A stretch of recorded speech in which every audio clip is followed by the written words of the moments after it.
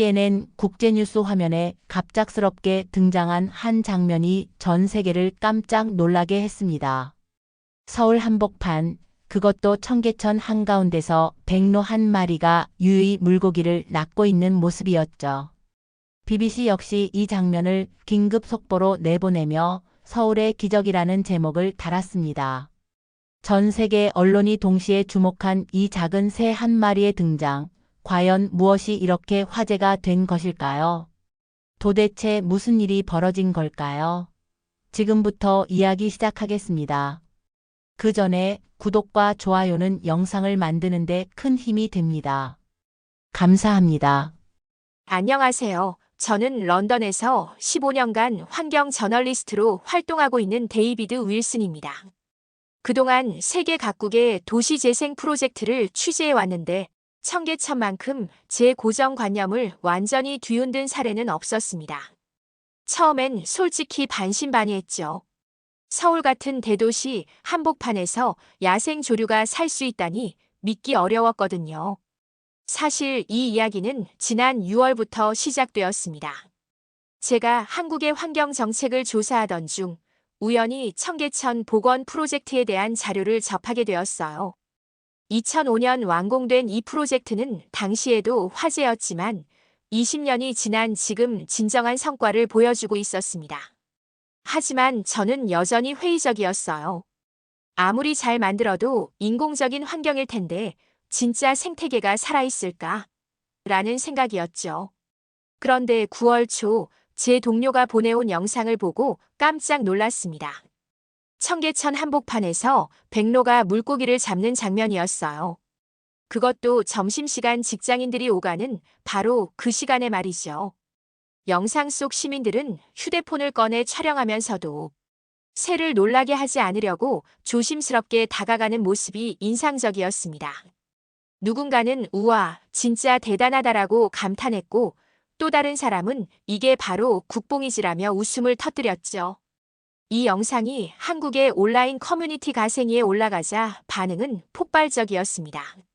20년 전만 해도 청계천은 그냥 복개도로였는데 외국인들이 보면 진짜 놀랄 것 같다.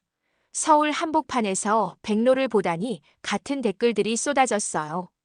특히 이게 진짜 국뽕이다라는 표현이 화제가 되면서 이 영상은 순식간에 수만 명이 조회하는 인기 게시물이 되었습니다. 하지만 정말 놀라운 것은 이 소식이 국경을 넘어 퍼져나간 속도였습니다.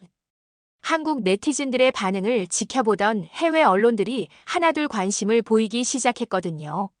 그리고 CNN과 BBC가 동시에 이 이야기를 보도하면서 전 세계가 청계천의 백로에 주목하게 된 것이죠. 과연 이 작은 사건이 어떻게 글로벌 이슈로 번져나갔을까요? 해외 반응은 생각보다 복잡했습니다. CNN 보도가 나간 직후 서구 환경 전문가들 사이에서는 두 가지 상반된 의견이 팽팽히 맞섰어요. 한쪽에서는 인공적으로 만든 하천에 야생동물이 서식한다는 것은 진정한 생태복원의 증거라며 찬사를 보냈고, 다른 한쪽에서는 단순히 물만 흘려보낸다고 생태계가 복원되는 것은 아니다라며 회의적인 반응을 보였습니다. 특히 독일의 환경공학자 한스 밀러 박사는 자신의 트위터에 청계천은 여전히 콘크리트 구조물이다. 진정한 자연하천과는 거리가 멀다라는 글을 올려 논란을 일으켰죠. 이 글에는 수백 개의 댓글이 달렸는데 찬반 의견이 격렬하게 부딪혔습니다.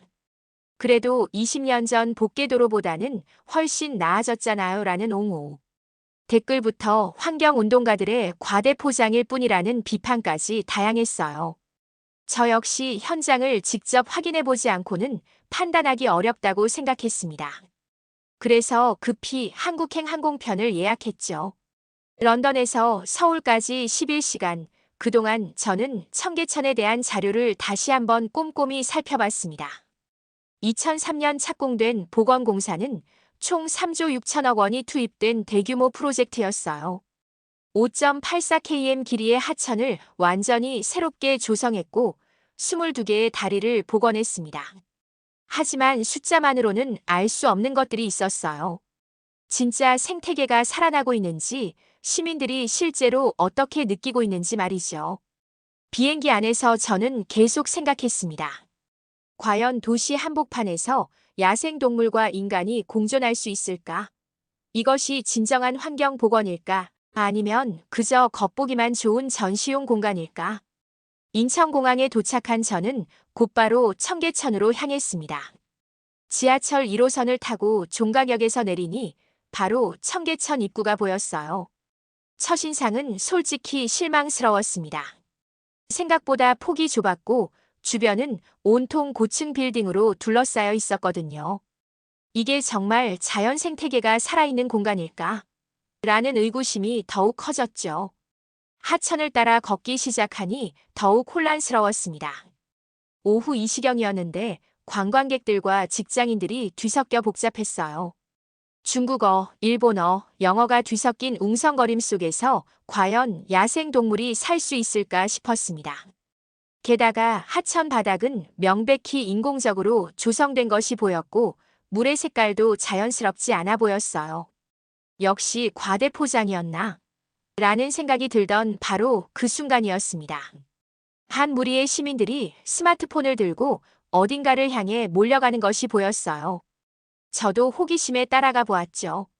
그리고 그곳에서 제가 본 것은 글쎄요, 제 선입견을 완전히 뒤바꿔 놓은 장면이었습니다. 과연 무엇을 보게 되었을까요? 청계광장에서 약 500m 떨어진 지점, 바로 그곳에서 저는 믿을 수 없는 광경을 목격했습니다. 백로 한 마리가 유유히 하천 가장자리에 서서 물고기를 기다리고 있었어요. 도심 한복판에서, 그것도 점심시간 수많은 사람들이 오가는 곳에서 말이죠. 그 순간 저는 완전히 매료되었습니다. 더욱 놀라운 것은 시민들의 반응이었어요. 아무도 시끄럽게 떠들지 않았고 모두들 조용히 스마트폰을 꺼내 촬영했습니다. 한 젊은 여성이 옆에 있던 친구에게 속삭이듯 말했어요. 저거 진짜 야생백로 맞나? 서울 한복판에서 이런 걸 볼 수 있다니. 그 친구는 응, 요새 자주 나타난다더라. SNS에서 핫하다고라고 답했죠. 저는 더 가까이 다가가서 자세히 관찰해 봤습니다. 백로는 전혀 사람을 무서워하지 않는 것 같았어요. 오히려 여유롭게 물속을 들여다보며 먹이를 찾고 있었습니다. 그리고 정말로 작은 물고기 한 마리를 낚아채는 순간을 제가 직접 목격했어요. 주변에서는 작은 탄성이 터져 나왔죠. 우와, 대박이다. 이때 옆에 있던 한 시민분이 저에게 말을 걸었습니다. 외국분이신가 보네요. 신기하시죠? 영어로 대화를 나누다 보니 그분은 이 근처 직장에 다니는 회사원이었어요. 저는 매일 이곳을 지나다니는데 백로를 본 건 이번이 처음이에요. 하지만 다른 새들은 자주 봐요. 참새, 비둘기는 물론이고 까치, 심지어 청둥오리도 가끔 나타나거든요. 그분의 설명을 들으며 저는 주변을 다시 둘러봤습니다. 그제서야 보이기 시작했어요. 하천 양쪽으로 심어진 버드나무와 갈대, 그 사이사이에 숨어있는 작은 생명들. 물속에서 헤엄치는 작은 물고기들, 돌 틈새에서 움직이는 수석곤충들까지. 제 눈이 적응되면서 이곳이 단순한 인공 하천이 아니라는 것을 깨달았죠. 청계천을 따라 더 걸어가면서 저는 계속해서 놀라운 발견들을 했습니다. 하천 곳곳에 설치된 작은 생태 공간들, 물고기들이 서식할 수 있도록 조성된 웅덩이들, 새들이 쉴 수 있는 작은 섬들. 이 모든 것이 정교하게 계획되어 조성된 것이었어요. 단순히 물만 흘려보내는 것이 아니라 진정한 생태계를 복원하기 위한 노력들이 곳곳에 스며 있었습니다. 가장 인상 깊었던 것은 시민들의 자발적인 참여였어요. 한 할아버지가 손자와 함께 하천가에 앉아 물고기를 관찰하고 있었는데 아이에게 조용히 설명해 주시는 모습이 정말 아름다웠습니다. 봐, 저기 작은 물고기가 헤엄치고 있지. 저런 물고기들이 있어야 백로 같은 새들이 올 수 있단다. 또 다른 곳에서는 중학생으로 보이는 아이들이 선생님과 함께 생태 관찰을 하고 있었어요. 선생님, 저기 백로 진짜 물고기 잡았어요. 하는 아이들의 목소리에서 진짜 감동과 놀라움이 느껴졌습니다. 이런 자연스러운 환경 교육이 도시 한복판에서 이루어지고 있다는 것이 신기했어요. 해가 지기 시작하자 청계천의 또 다른 모습이 드러났습니다. 조명이 켜지면서 환상적인 야경이 펼쳐졌는데 그 속에서도 생명의 움직임은 계속되고 있었어요. 저녁 무렵이라 그런지 더 많은 새들이 나타났습니다. 이제 저는 확신할 수 있었어요. 이곳은 단순한 관광지가 아니라 진짜 살아있는 생태 공간이라는 것을. 그런데 이 놀라운 변화에 대한 해외 반응은 어떨까요? 제가 청계천에서 직접 목격한 장면들을 SNS에 올리자 예상치 못한 반응들이 쏟아져 나왔습니다. 특히 일본에서의 반응이 놀라웠어요. 일본 최대 온라인 커뮤니티인 OCH에 제 게시물이 번역되어 올라가자 댓글이 폭주했습니다. 정말 대단하다. 도쿄도 이런 걸 배워야 한다. 한국의 도시 재생 기술은 세계 최고 수준이네 같은 찬사들이 이어졌어요. 가장 인상 깊었던 댓글은 도쿄에서 도시계획을 전공한다는 한 일본인 학생의 글이었습니다. 저는 지금까지 일본의 도시 재생이 최고라고 생각했는데 청계천을 보니 완전히 생각이 바뀌었어요. 생태계 복원과 시민 편의를 동시에 고려한 이런 프로젝트는 정말 배울 점이 많습니다. 이런 솔직한 인정과 존중의 메시지들을 보며 저는 한국의 성취가 얼마나 대단한 것인지 새삼 깨달았습니다. 하지만 정말 클라이맥스는 따로 있었어요. 제가 청계천에서 이틀째 취재를 하던 중 우연히 만난 한 분과의 대화였습니다. 70대로 보이는 할아버지였는데 청계천 복원공사 당시 이 일대에서 상점을 운영하셨던 분이었어요. 기자님, 20년 전 이곳이 어땠는지 아세요? 라며 말씀을 시작하셨죠. 여기는 그냥 도로였어요. 복개도로라고 해서 하천 위에 콘크리트를 덮어버린 거죠. 차들이 쌩쌩 달리고 매연과 소음이 끊이지 않았어요. 여름엔 너무 더웠고 겨울엔 바람이 차가워서 정말 견디기 힘들었어요. 그런데 지금 보세요.